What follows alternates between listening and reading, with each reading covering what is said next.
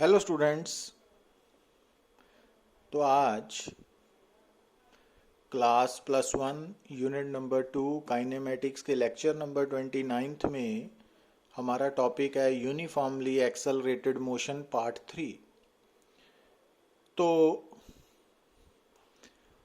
सबसे पहले हम कुछ प्रॉब्लम्स को सॉल्व करेंगे। जैसा कि आप स्क्रीन पे देख रहे हो, A body starting from rest was observed to cover 20 meter in 1 second and 40 meter during the next second.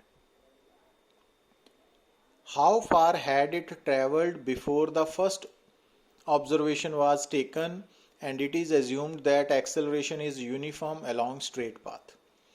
तो जो लास्ट लाइन है वहां से आपको क्लियर होना चाहिए कि जो मोशन है ना ऑब्जेक्ट का, वो यूनिफॉर्मली एक्सेलरेटेड मोशन है अलोंग स्ट्रेट पाथ।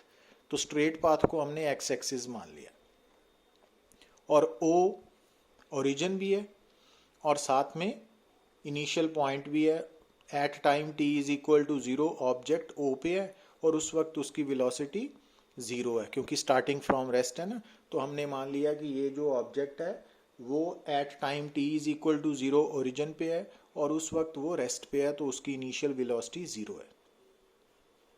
अब ये ऑब्जेक्ट आगे बढ़ रहा है ना विद कांस्टेंट एक्सेलरेशन। तो मान लीजिए कि एट पॉइंट ए जब ये ऑब्जेक्ट पहुंचेगा तो उस वक्त तक कितना टाइम बीत गया, n-1 सेकेंड।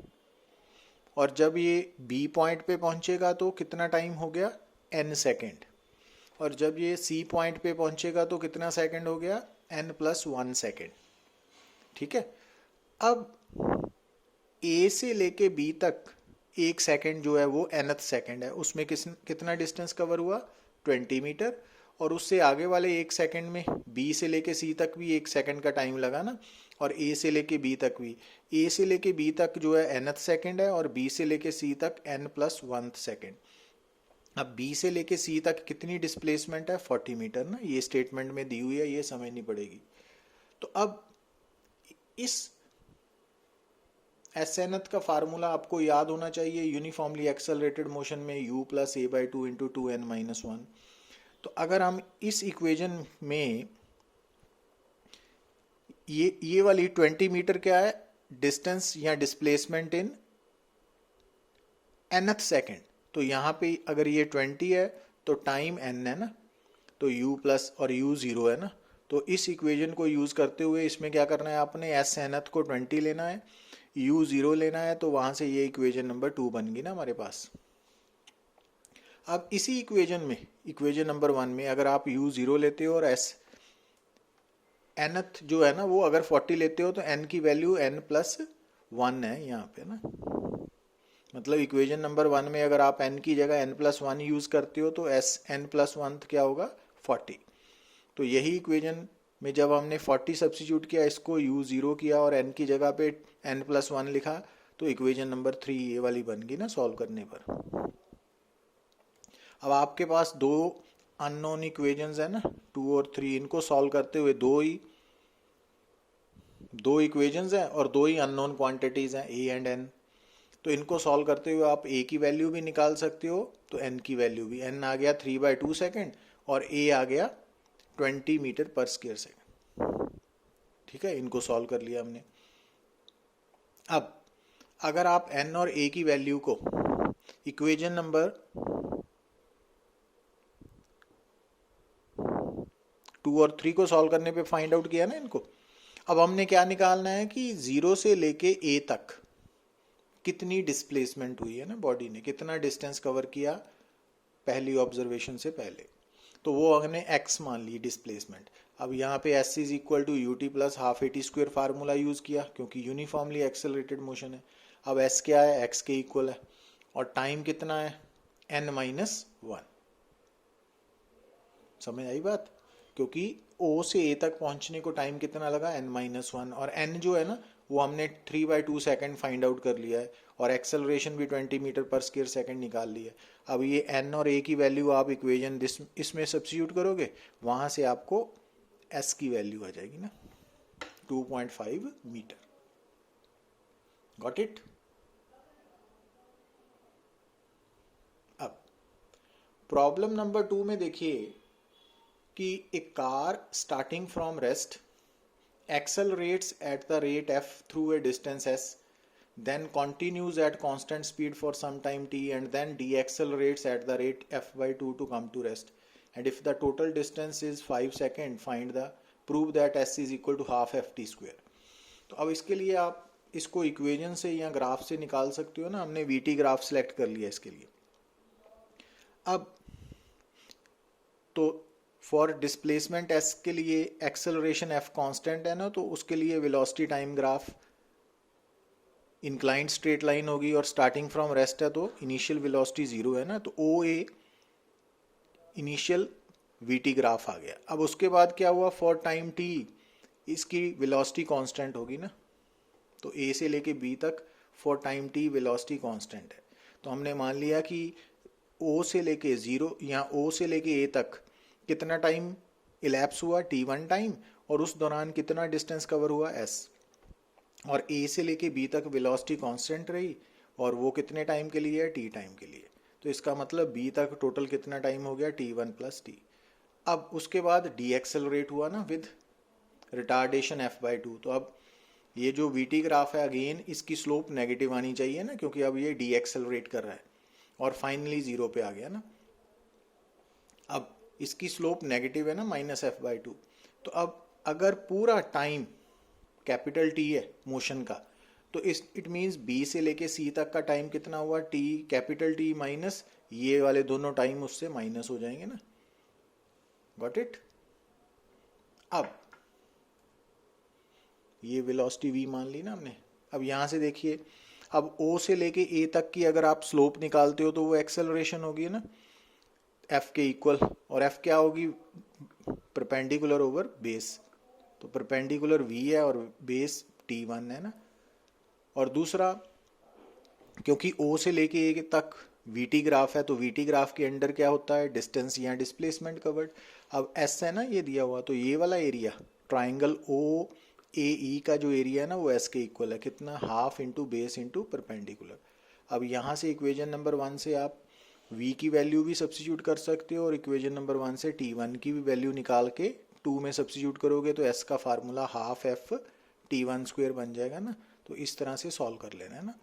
और अगर आपने मतलब अगर आप इस इक्वेशन से, ये फर्स्ट इक्वेशन और सेकंड इक्वेशन हमने इस पोर्शन ओ ए ई से ड्रॉ किया ना, तो अब इन दो इक्वेशंस को आपस में सॉल्व करके आप s is equal to half F t1 square भी लिख सकते हो और s की value v square by 2f भी लिख सकते हो ना.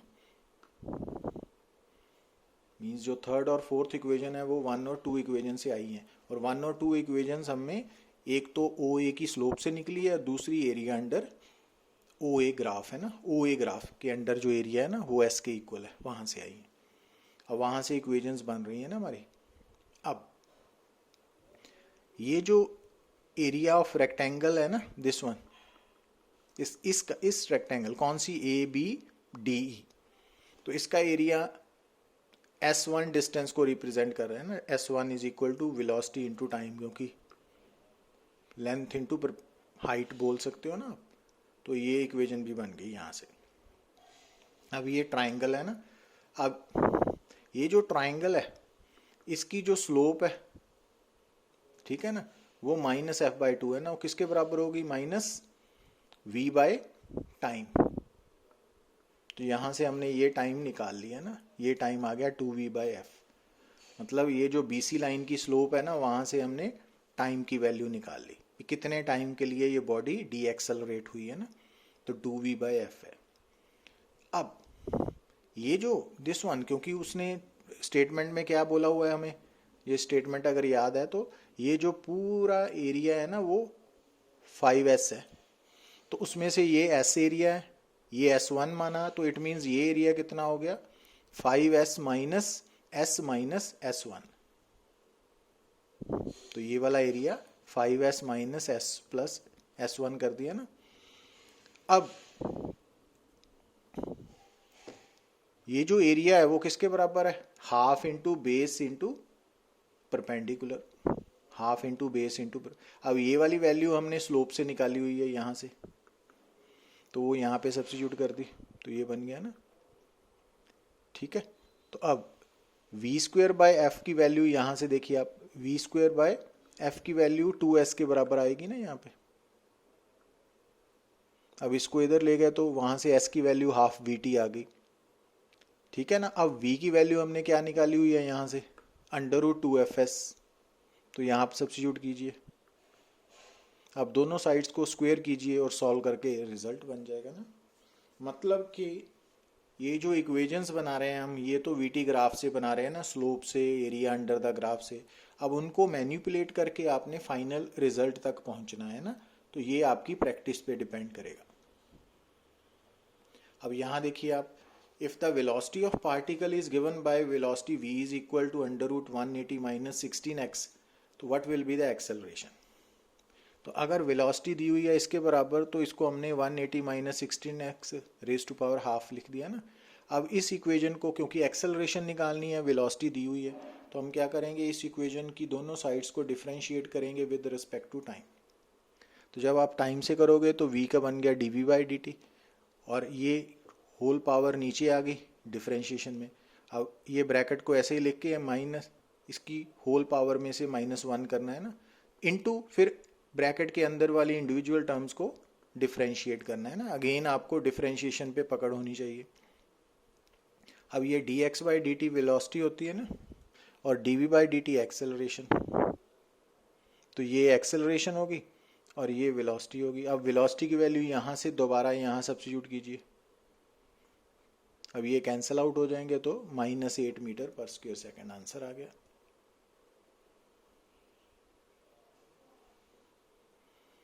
अब नेक्स्ट प्रॉब्लम है, the distance traversed by moving particle along a straight path at any instant is half the product of its velocity and time of ट्रेवर्स, show that the acceleration of particle is constant. तो आपको क्या given है, मान लीजिए कि जो distance है वो x है, किसके बराबर है, हाफ वी टी के इक्वल है ना। तो हम इस इक्वेशन को क्या करेंगे, डिफरेंशिएट। अब क्योंकि एक्सेलरेशन प्रूव करनी है, तो it means x velocity, position, velocity and time तीनों वेरिएबल है ना। तो अब यहाँ से आप इसको डिफरेंशिएट करेंगे, क्योंकि आपने x से आगे क्या निकालना है, x से आगे निकालना है हमने डिफरेंशिएट अपना एक्सेलरेशन।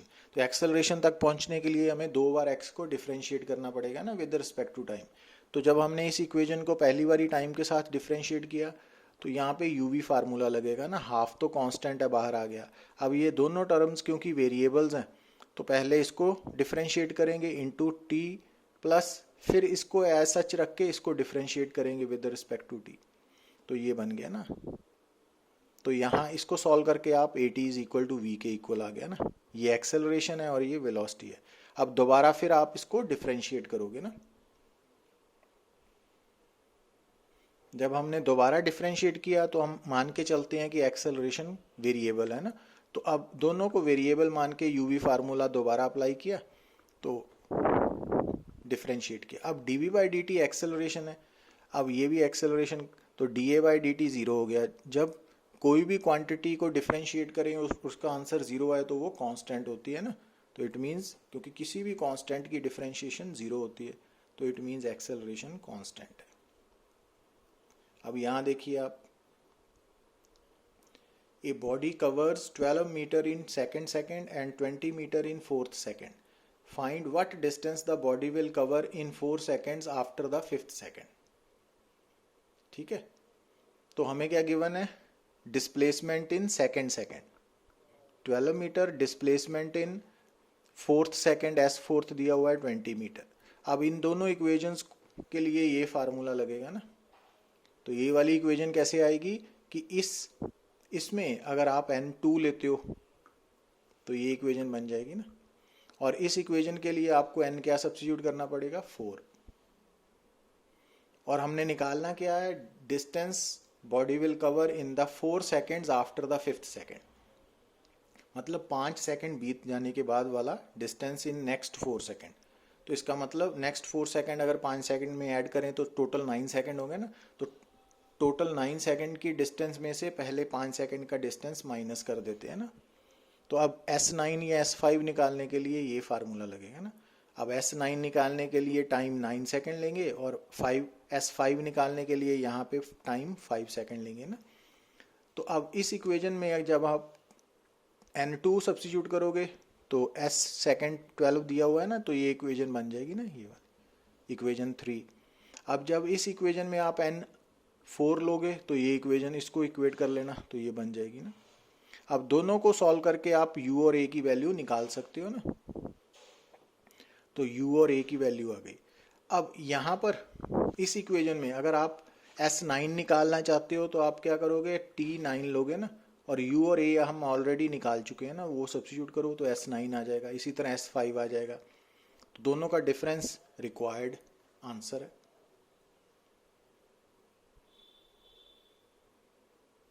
Got it?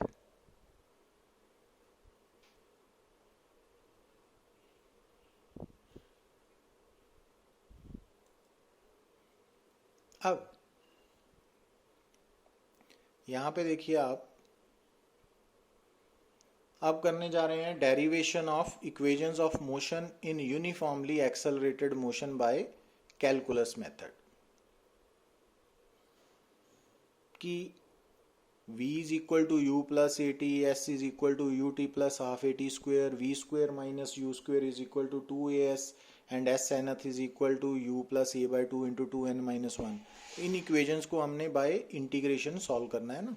तो उसके लिए हमने क्या मान लिया, जैसे कि हमने कल लेक्चर में इन्हीं इक्वेशंस को डिराइव किया था with the help of VT graph. अब कैलकुलस से करना है, तो ये मान लिया कि हमारा जो पार्टिकल है that is moving along X axis with constant acceleration A, और ओ ओरिजिन है एक्स का।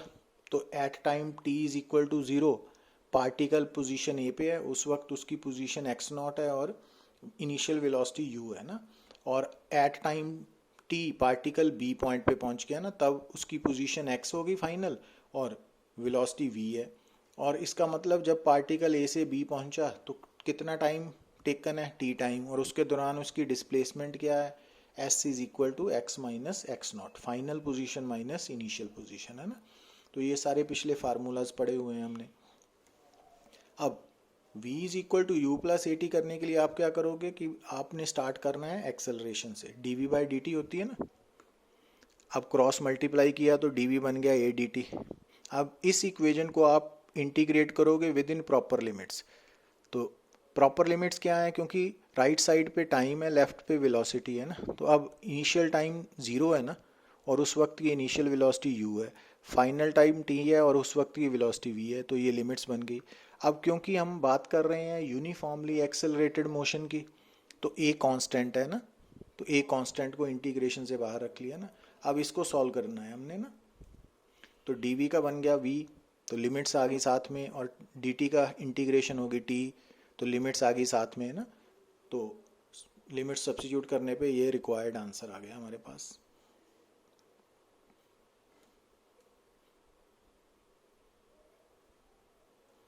अब दूसरा हमने सॉल्व करना है S is equal to U T plus half A T square.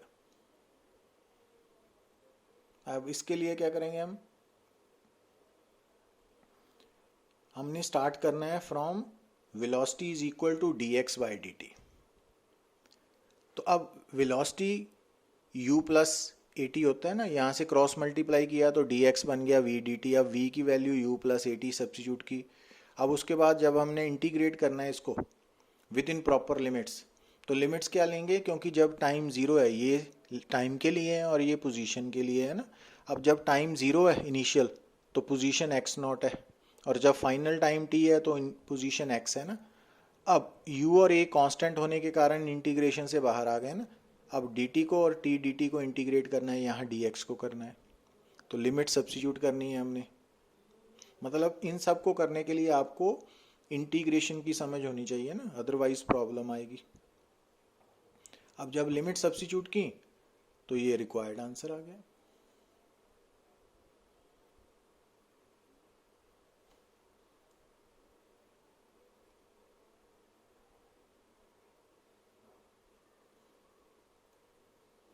अब थर्ड है V square minus U square is equal to 2s। अब इस इक्वेशन को बाय कैलकुलस डिराइव करने के लिए आपने स्टार्ट कहाँ से करना है, एक्सेलरेशन क्या होती है, dv बाय dt, ठीक है।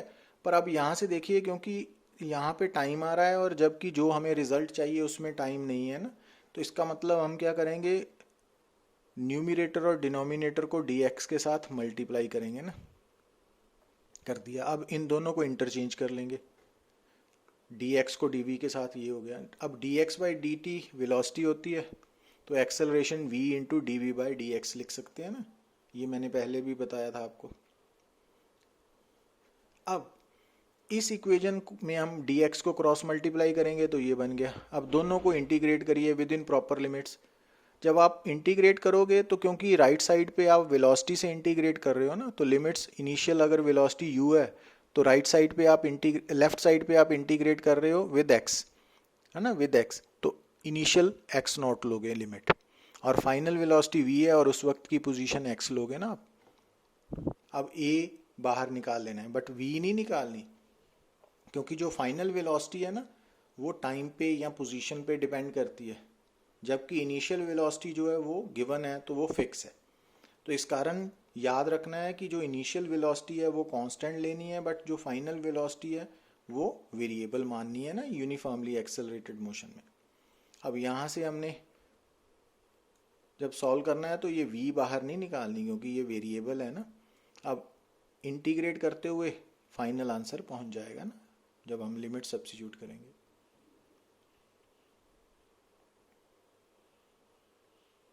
अगेन भी इंटीग्रेशन पे अगर आपकी पकड़ है तो only then you can do it. अब यहाँ पे देखिए आप, S nth is equal to U plus A by two into two N minus one.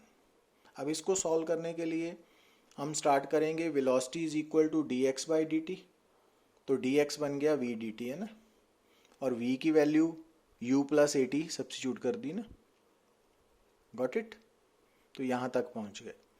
अब अगर हम मान लें कि जब टाइम ज़ीरो है उस वक्त उसकी इनिशियल वेलोसिटी u है ना, तो जैसे जैसे पार्टिकल आगे बढ़ रहा है तो at time n minus one second उस वो कहाँ पॉइंट, किस पॉइंट पे पहुँच गया, p पॉइंट पे। उस वक्त उसकी पोजीशन क्या है, x n माइनस वन, और at time t is equal to n second वो q पे पहुँच गया ना, तब उसकी पोजीशन है xn। तो इट मीन्स p से लेके q तक कितना टाइम लगा, 1 सेकेंड, और वो 1 सेकेंड कौन सा है, nth सेकेंड, और उस nth सेकेंड में डिस्प्लेसमेंट s nth लिखेंगे। अब वो s nth के लिए फाइनल पोजीशन xn है और initial position xn minus one है ना, ये वाली। तो ये पॉइंट्स याद होने चाहिए आपको। अब जब हम इसको इंटीग्रेट करेंगे इस इक्वेशन को, तो राइट साइड पे आप टाइम के साथ और लेफ्ट में आप पोजीशन के साथ इंटीग्रेट करोगे। बट अब याद क्या रखना है आपने कि टाइम की लिमिट्स जो इनिशियल है वो हमारे लिए p पॉइंट है ना, वो p लेना है, और फाइनल q। तो अब p का टाइम जो है ज़ीरो नहीं है, n माइनस वन है, और फाइनल टाइम n है ना, तो ये याद रखना है। और इसी तरह से जो x की इनिशियल है, जब हम, क्योंकि हम p को इनिशियल मान रहे हैं ना यहाँ पे, तो उसकी पोजीशन x नॉट नहीं है, x n माइनस वन है और फाइनल x n है ना, तो उसके अकॉर्डिंगली आप सब्स्टिट्यूट करके सॉल्व करोगे ना इंटीग्रेट करते हुए। तो लिमिट्स कैसे लेनी है याद रखना है, क्योंकि हम यहाँ पे इंटीग्रेट कर रहे हैं बिटवीन p एंड q, ठीक है, p एंड q। तो अब p इनिशियल है तो वहाँ का टाइम ज़ीरो नहीं है, n माइनस वन सेकेंड है, और फाइनल q है उसका टाइम n है, तो उसके अकॉर्डिंगली लिमिट्स लेनी है हमने, और पोजीशन की भी उसी तरह से ना। तो उसको सॉल्व करते हुए ये आ गया रिजल्ट। तो इस तरह से हमने यूनिफॉर्मली एक्सेलरेटेड मोशन में जो डिफरेंट इक्वेशंस है उनको हमने स्टडी किया, डिराइव भी किया from VT graph, from by calculus method. तो ये इम्पॉर्टेंट है +1 के लिए। बट इन इक्वेशंस को यूज़ कब करना है आपने, जब आपको मालूम हो, श्योर हो कि ये जो मोशन है जिसके बारे में हम स्टडी कर रहे हैं ये यूनिफॉर्मली एक्सेलरेटेड मोशन है। अगर आपको मालूम है कि ये motion non uniformly accelerated motion है, तब आप ये रिजल्ट्स को अप्लाई नहीं कर सकते ना, तो ये बात को समझना पड़ेगा। तो इसके लिए हम अगले लेक्चर में कुछ और न्यूमेरिकल्स ट्राई करेंगे. So thank you very much.